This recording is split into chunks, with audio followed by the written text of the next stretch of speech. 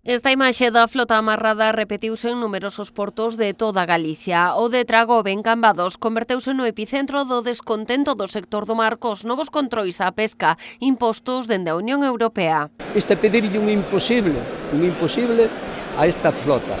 Primeiro, eu coido que para legislar tes que coñecer as peculiaridades da túa flota e despois legislar en base ao que tes. O que non está ben é que nos queiran aplicar a mesma normativa a un superarrastreiro irlandés de 80 metros que a unha embarcación de artes menores de 12 metros. Medio milleiro de persoas manifestáronse no interior da lonxa cambadesa, porque foi precisamente esta confraría a que encabezou o movemento contra a norma xa en vigor, que obriga a anotar cada kilo e cada especie e rexistrar o lugar exacto no que se pescaron ou a deixar pasar 2 horas e media para entrar a porto. É inasumible ter que estar mandando 8 notificacións cando tes que salir ao mar ás 4 ou 5 da mañán e no medio da navegación tes que estar mandando comunicacións que pode poñer en risco o que a navegación diaria. Algún día vai haber un problema ou un día vai haber unha desgracia e despois nos acordaremos de quen foi o responsable de aplicar estas normativas. A esta convocatoria asistiron representantes de outros portos e de confrarías das Rías de Arousa, Pontevedra e Vigo.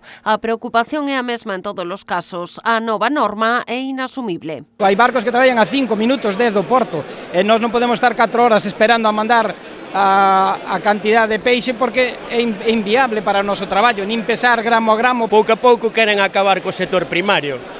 Vemos as normas que sacan sin verificar si son boas ou si son malas. Ao final o sector queda tirado no mar. Deben de pensar que non somos barcos que temos puentes de 100 metros cuadrados, que levamos oficinistas, levamos costa, levamos segundo, non levamos nada, porque eu son patrón e ao mesmo tempo son mariñeiro. Teño que facer eu todo. Eu ando, eu son meu fillo, como fago eu para atender a todo? Denuncian ademais que o novo regulamento aumenta os riscos para a flota ao ter os mariñeiros que estar pendentes dos diferentes trámites burocráticos. As caixas móvense, podemos levar un golpe, os patróns están no puente, teñen que atender ao puente, non poden estar atendendo ao que hai á popa, por se hai pedras, bateas ou o que sexa.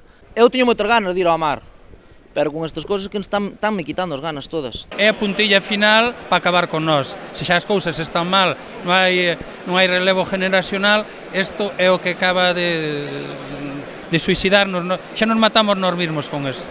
Polo de momento os controis teñen que aplicarse aos barcos de máis de 12 metros de eslora, pero a partir de 2028 estarán vixentes para todas as embarcacións. Por iso, dende o sector fan un chamamento á unidade. É unha normativa que ao final todos vamos a ter que cumplir. Eu supoño que teremos que ir todos xuntos, porque senón a unión fai a forza. Ora, o normal é que temos que ir todos da man e parar toda a flota, coller os roles, tirarllos ali en Capitanía, ou ir ao Ministerio a Madrid, ou a Bruselas, tirarllos e que collen eles os barcos. O que reclaman é unha moratoria que free estes novos controis, tamén a apertura de negociacións para que se poidan modificar estas condicións que din condenan o sector. Porque o día 22 a Secretaría Xeral ofreceunos unha xuntanza para ver hasta onde están dispostos a ceder ou a modificar esta barbaridade. O problema é que a maioría da xente que legisla a pesca non sabe no que é a pesca artesanal e eu os invito a que veñan a mirar os nosos portos e que sepan realmente o que é a pesca artesanal in situ.